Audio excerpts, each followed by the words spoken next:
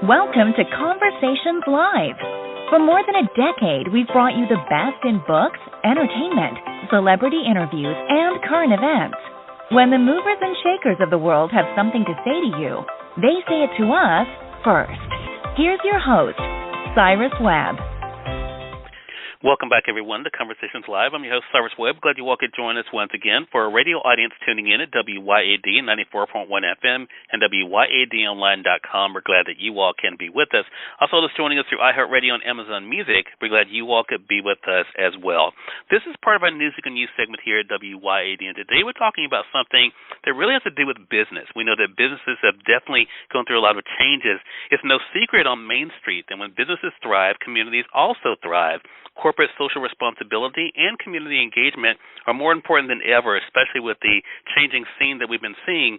And highlighting those innovative leaders is at the heart of the U.S. Chamber of Commerce Foundation's 2023 Citizens Awards. Here to tell us more about it, we're excited to welcome Carolyn Cawley to our broadcast. Carolyn is the president of the U.S. Chamber of Commerce Foundation. She's going to talk to us about the work of the foundation, but also about this year's awards as well. Carolyn, thank you again for the time. Really do appreciate it. Oh, thank you, Cyrus. Thanks for having me. You know, at the U.S. Chamber of Commerce Foundation, we really believe that business is an essential problem solver, and we've been doing that for more than 50 years. About 25 years ago, we began to see that companies were really doing extraordinary things in terms of helping their communities in new ways.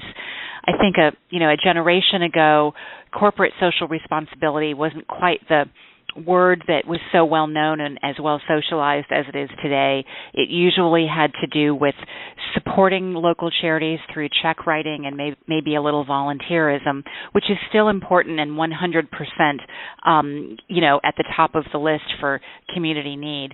But what we've seen over the years, especially in the last few, is that companies are really turning on their business acumen, their business operations, the experts that they have, and turning that into a solve for a community problem, whether it's disaster and resiliency, food insecurity and hunger, STEM and science education for kids and getting more talented kids of color into high achieving math and science programs.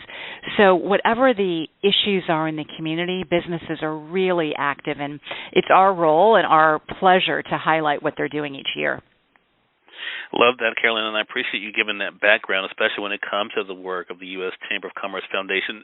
I mentioned, of course, the Citizen Awards. That is one of the things that you all have been able to use to highlight those innovative leaders.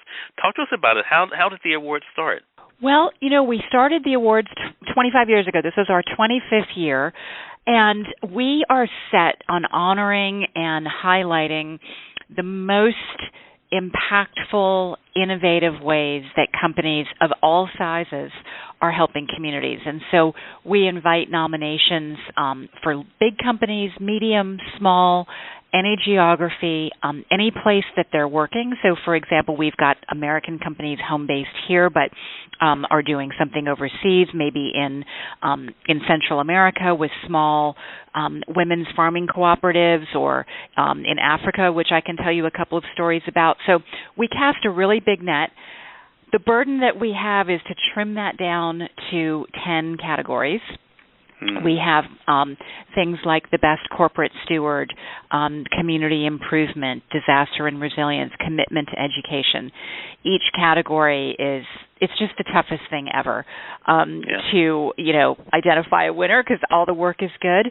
But in the end, there are a few key things that we look for, and I'd be happy to tell you more about that.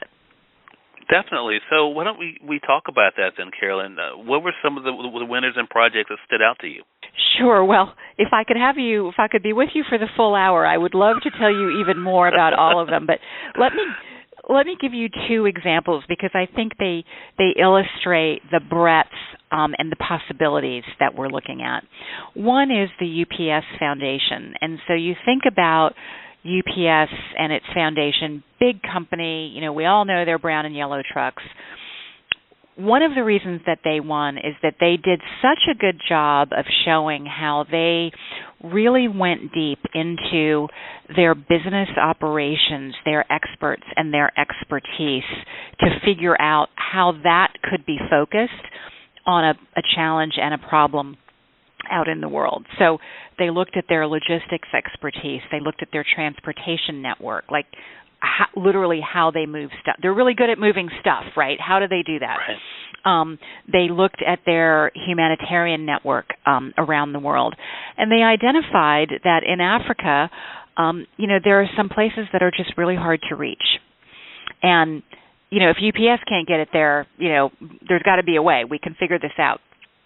In the country of Malawi, it can be really challenging to move things on what's called the last mile of delivery. And so UPS said, okay, well, let's take all those assets that we have and focus on that. And through that ingenuity and commitment, they delivered vaccines and medications to 3 million people in Malawi using UPS drone delivery services. They delivered goods to 21 million people in Nigeria across multiple states, and so that was a big win in terms of the things we look for.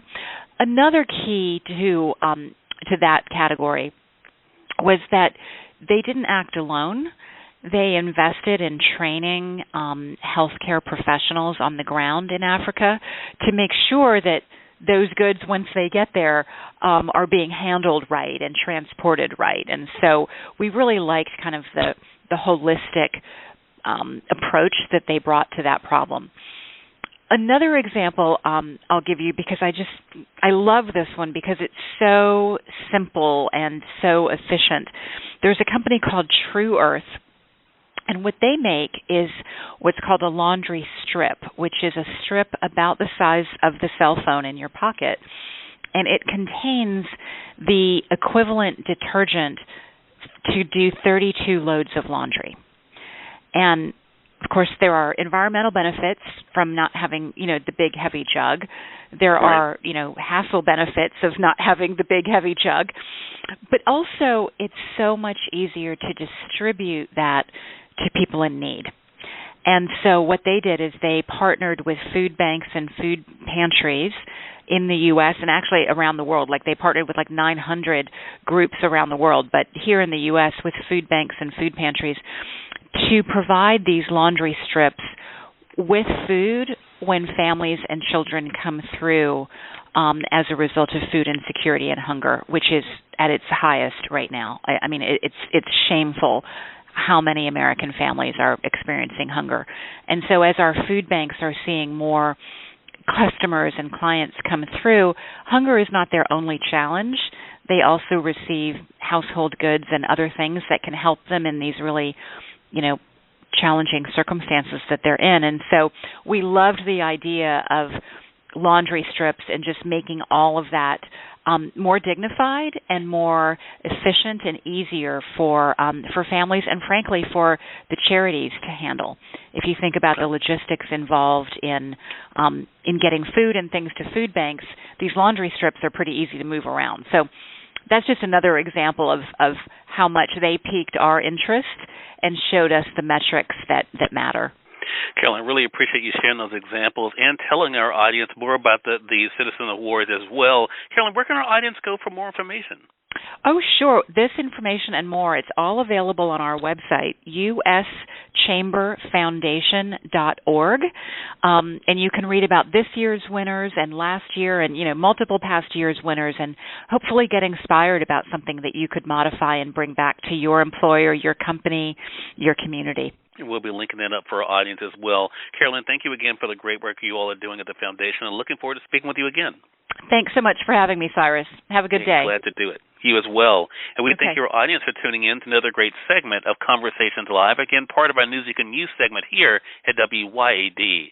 Until next time, I'm your host, Cyrus Webb, saying as always, enjoy your day, enjoy your life, enjoy your world. Thank you all for choosing Conversations Live. Then let's go make today amazing. Take care.